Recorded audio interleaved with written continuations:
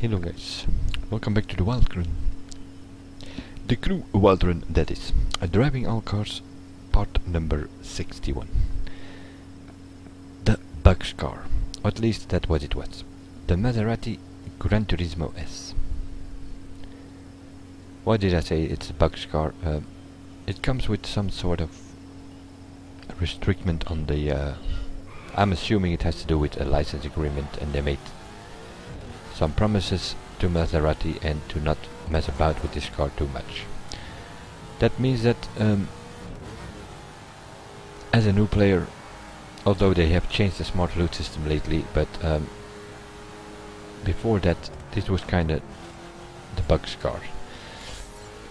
Because you can't win rims, you can't win hoods, you can't win bumpers, for the simple reason, due to that license agreement, you cannot change those things. So in full stock, in performance and in circuit spec, it's not going to look that much differently, because you can hardly change anything on, not even the color. I believe you can only use official colors on this thing. I guess they do not want, at Maserati in Italy there, they do not want to see pink Granturismos or something drive around, because some kids or whatever, they make sometimes a real mess out of these cars. So we are dealing with kinda, yeah, strange things. But the fact of that is, seeing you can't put bumpers and hoods and all that on, you can also not win them in skill test.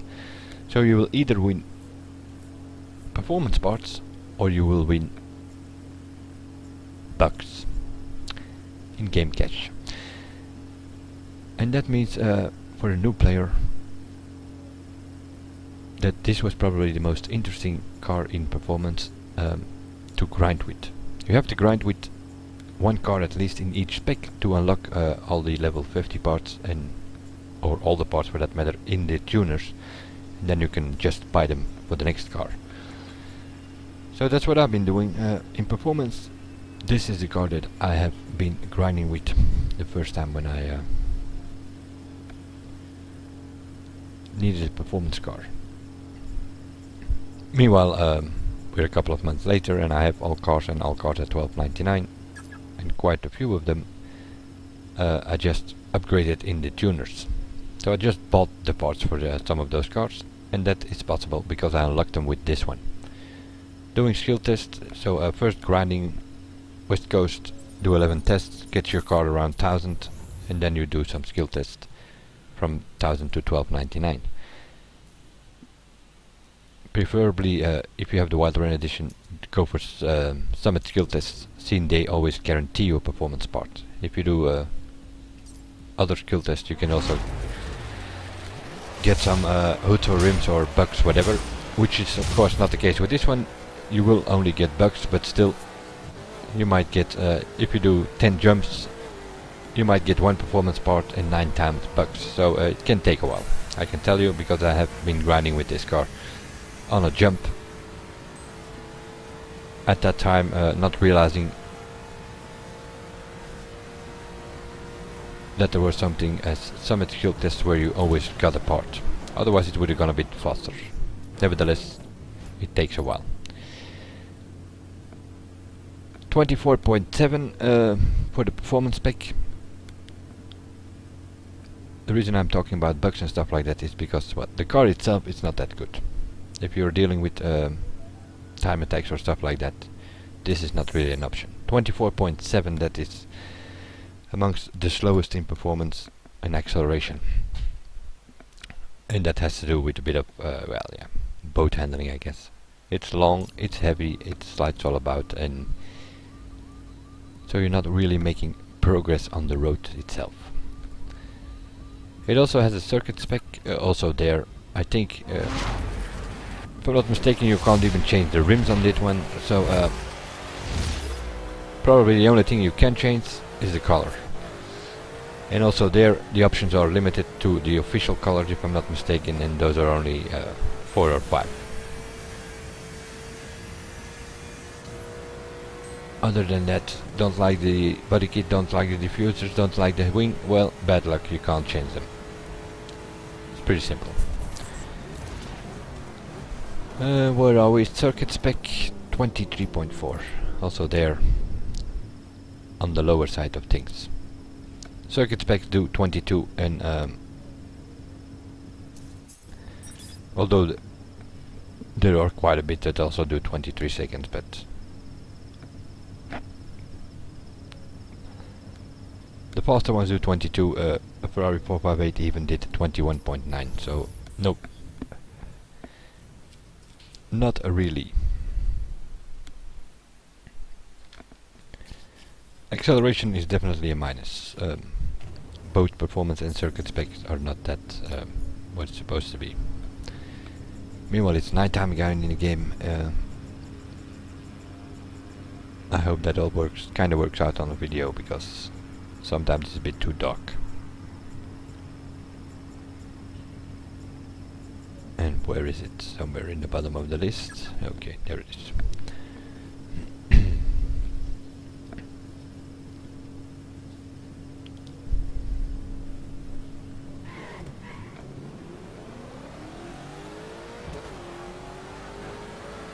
Slow acceleration. The response is kinda okay. It's not really fast, but it's just not like it's reacting 2 seconds later than you want it to. That's also not the case. So brakes, well, kinda okay. Kinda okay. We'll make this corner, which some of the cars we kinda flew out already. First corner.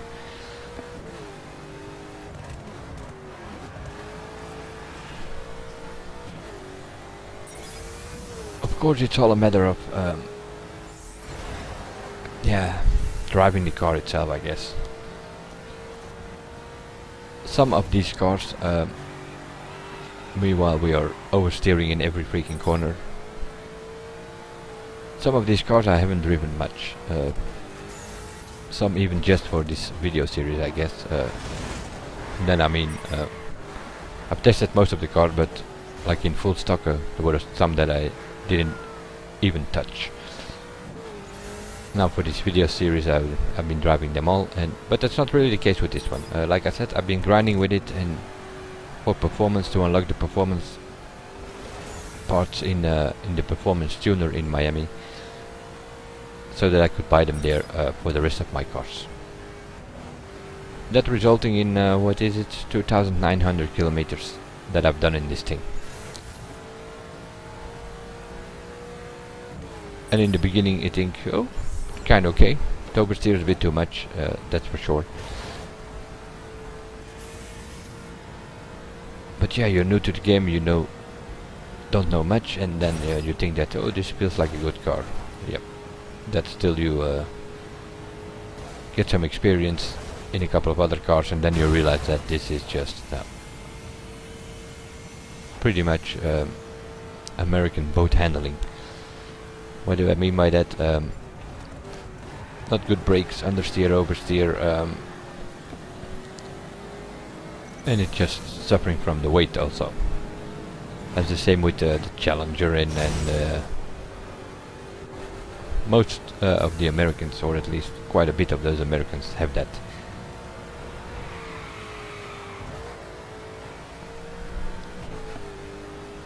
Also one of those cars that can surprise you on just a little thing that was there in the surface, and bam. Could correct it, but it was turning into a long drift, which is not supposed to. That's gonna cost you time in the time attacks. So no. This is only an average car. It has a decent top speed, but the main purpose for it is probably grinding. If you're new to the game, use this car, then you can't win hoods and rims and stuff like that. So it's either bugs or you win the performance parts where you're grinding for.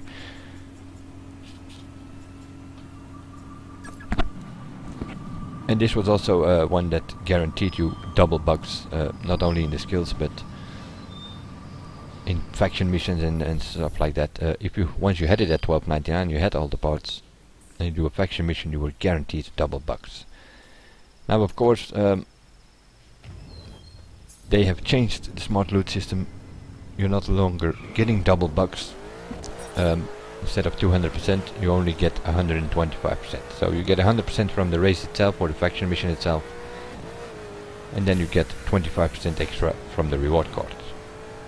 Before the patch that they did somewhere in July, I think it was, you could get double bucks.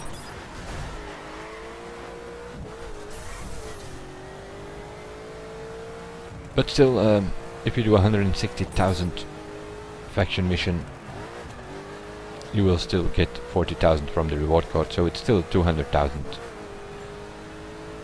in about an hour or so, I think. If you don't go for the landmark tour, of course, which comes with a suggested time of 4 hours, and you probably need 3 hours plus to do it.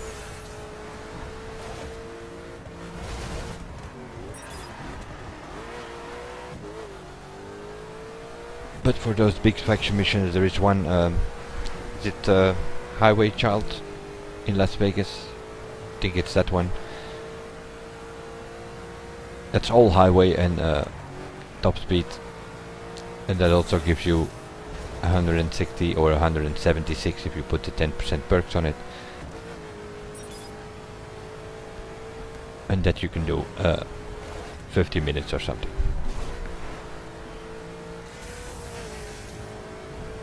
Meanwhile, in the circuit spec, kinda okay.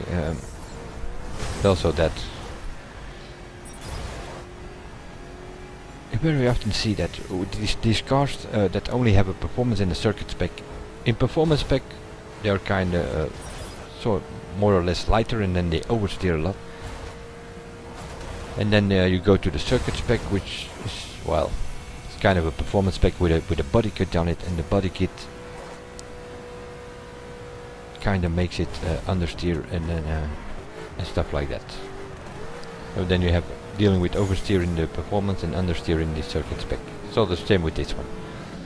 That's the top speed though, 422 I saw there on the downhill.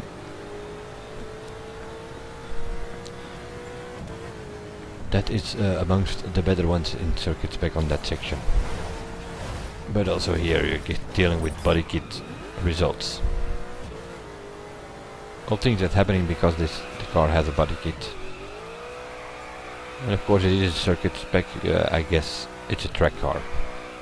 Keep it on the track doing rounds and rounds and rounds. Other than that, it's also suffering from wheel spin, especially in the circuit spec. Not that suffering from it in performance, but so no.